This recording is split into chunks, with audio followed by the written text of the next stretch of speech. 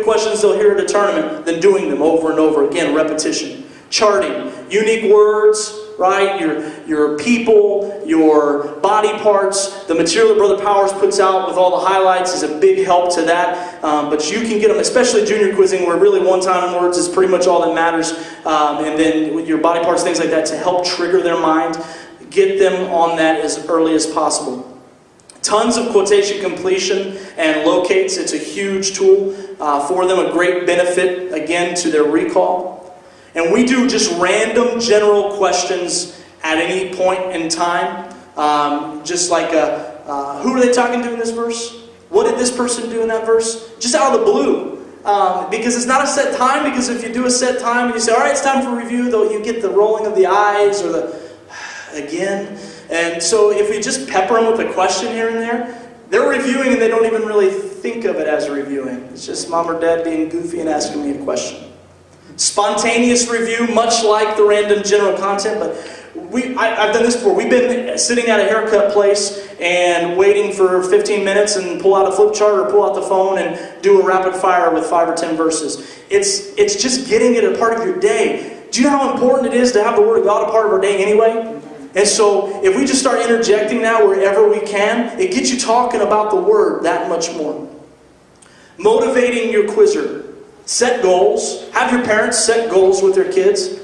Both team goals and individual goals. And sometimes the individual goals obviously will feed into the team goals. But set goals. Give them something. And a goal needs to be something that you can point to and say it's achieved. Not a general goal like I want to do better. But set a goal for them. And then set a reward system. It's okay to reward our kids for doing a good job.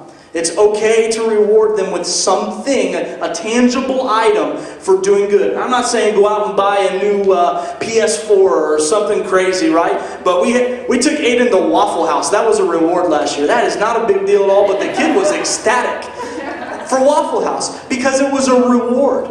Having a sleepover with his buddies. Things like that. What makes your kid tick? And use the reward system.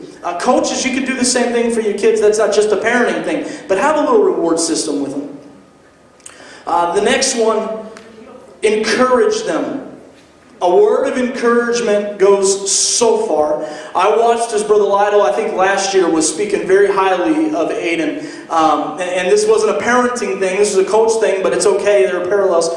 And he was talking highly of him, and Aiden came down afterward and he said, I almost cried. Like, it just, I mean, come on. That's what it's about, right? We want these kids to be excited to keep going.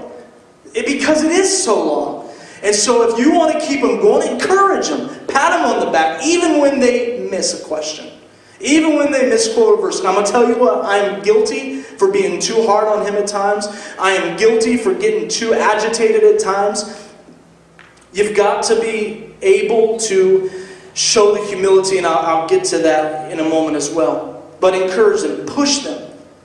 They can go further than they think they can.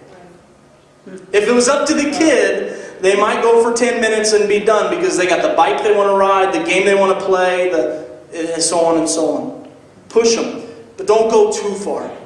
Know your kid's limit and know where it's just too much. You're putting too much stress on them. I don't want to stress them. And sometimes I've done it. I'll be transparent. I've gone too far. And so you've got to apologize, make it right, and then learn from the mistake. Learn from it. In junior quizzing, we have the circle of excellence. That's another reward thing. So have your parents in junior quizzing push that. That's that recognition for learning all their material for every quiz tournament. Celebrate the accomplishments. We had the goals, we had the rewards, but just celebrate it. Like when they achieve something, when they get a last question to win a quiz, celebrate that. Not in a way that rubs it in the face of the other team or anything like that, because that's not what it's about. But celebrate every little accomplishment. It makes them feel so good about what they're doing. And if we can make them feel good, because let's face it, an 8-year-old's mind doesn't get all of the bigger picture yet. So if we can get them celebrating these little achievements along the way and get them to the point where they do grasp the bigger picture, how awesome. That's what we're trying to do. This is a ministry, right? It's not like I'm going out here and coaching a football team and wanting them to win the game, win the game, win the game. It's bigger than that. And so celebrate the accomplishments. The last thing I'm going to do here as we wrap up is just a top 10 of general tips to parenting a Bible quizzer.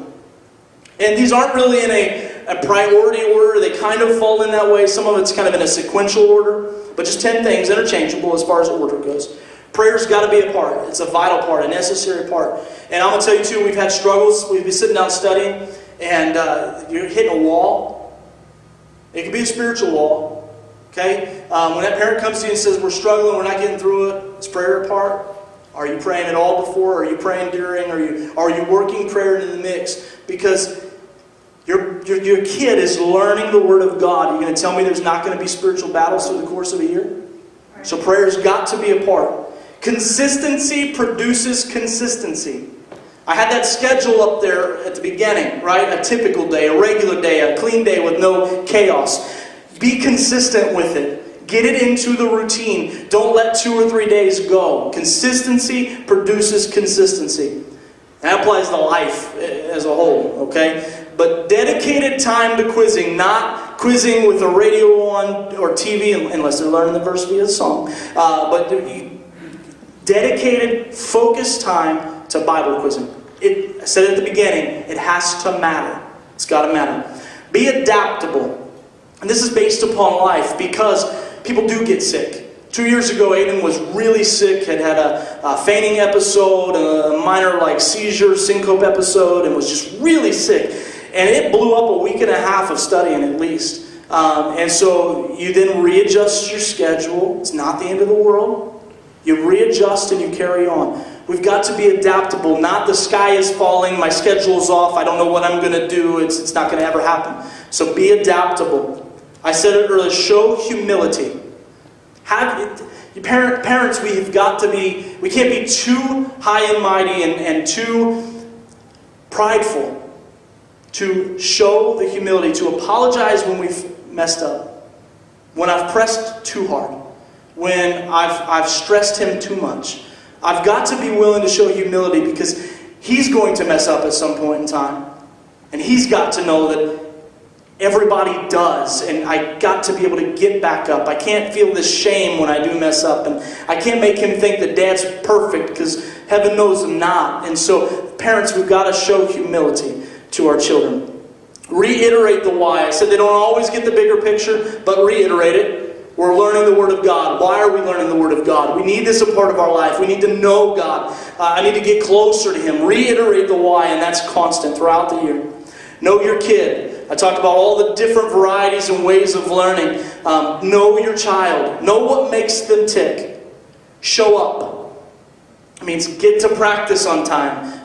Get to the tournament on time. Parents, encourage your parents to just be that support in the corner. Not a challenge to the coaches, not a challenge to what the coaches are trying to do, but a support. Show up and support. Rally around them. It's great when a quiz program, when a quiz ministry has unity. There's nothing like it. It's a nice cohesive unit that's moving toward one goal. Have fun. Tell your parents to have fun with their kids on it. It's not all serious, all business all the time. An 8-year-old, a 9-year-old is going to hate it. That's not what we're trying to breed here. We want them to love the Word of God, not despise the time they spent memorizing it. And the last thing is finish. Finish. Finish the year. Finish the career, so to speak. Whatever it may be. Encourage them to press on. That the slightest thing that comes along that gets you off track isn't a reason to quit. But finish. It is a marathon. It is a long year. And we give our kids a nice vacation, if you will, from learning after Nationals wrapped up. And so that time for quizzing is the time for quizzing. And finish it. See it at the beginning, look and plan your year, and then finish whatever it takes. And so that's the approach we kind of take. And some of those things may work. Some of those things you may know that already your parents are doing. But I don't know if I have my contact information over there, but I'm on Facebook. So Derek West, find me if you have any questions for us. Again, Aiden's very successful, not just because of what we do, but he wants it. And I think he wants it maybe because of some things we did early on. But it's not all about us. But you've got to equip your parents. You have to equip them. Give them some tips, some tricks, some things along the way to help them out. And at this time, we're going to do another 5-minute break, and we'll come together, I think, for the final session.